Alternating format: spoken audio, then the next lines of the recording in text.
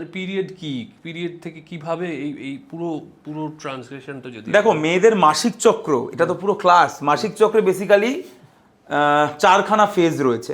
28 দিনের অন্তর অন্তর একটি মেয়ের মাসিক চক্র হয়, কোনোদিন ফিক্স নয়, কারো 30 দিন অন্তর অন্তর হয়, কারো 26 দিন, কারো 32 দিন। তো 28 দিন অন্তর অন্তর একটা মাসিক চক্র হয়।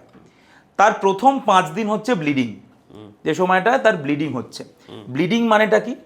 মেয়েদের যে জরায়ু, সেই জরায়ুর একদম ভিতরের একটা লেয়ার রয়েছে, সেটা ছিঁড়ে বেরিয়ে আসছে, এবং যখন সেটা ছিঁড়ে বেরিয়ে আসছে সেই জন্য ব্লিডিং হচ্ছে, এবং যখন ওটা ছিঁড়ে তখন একটা কেমিক্যাল বেরোয় যেটার নাম প্রোস্টাগ্ল্যান্ডিন, যার জন্য ব্যথা হয়।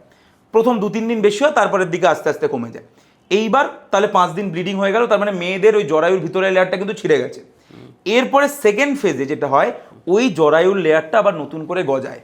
আচ্ছা, সেটা হয় হচ্ছে 5 নম্বর থেকে 14 নম্বর দিন অবধি ওই লেয়ারটা আবার গজিয়ে ওঠে, যেটাকে আমরা বলি প্রলিফারেটিভ ফেজ, মানে প্রলিফারেট করছে। এইবার 14 নম্বর দিনে যেটা হয়, মেয়েদের ডিম্বাশয় থেকে ডিম্বাণুটা বেরিয়ে আসে।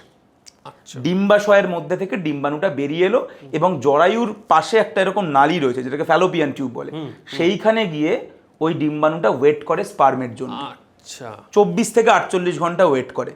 স্পার্ম যদি তার মধ্যে আসে তাহলে ভালো, আর যদি না আসে তাহলে ওটা ওখান থেকে সরে যায়, আর কোনো কাজের লাগে না আর। তো যদি স্পার্ম না আসে, যেটাই বেশিরভাগ ক্ষেত্রে, একটি মেয়ে তো সারা জীবনে বেশিবার প্রেগনেন্ট হয় না, তাহলে স্পার্ম আসে না।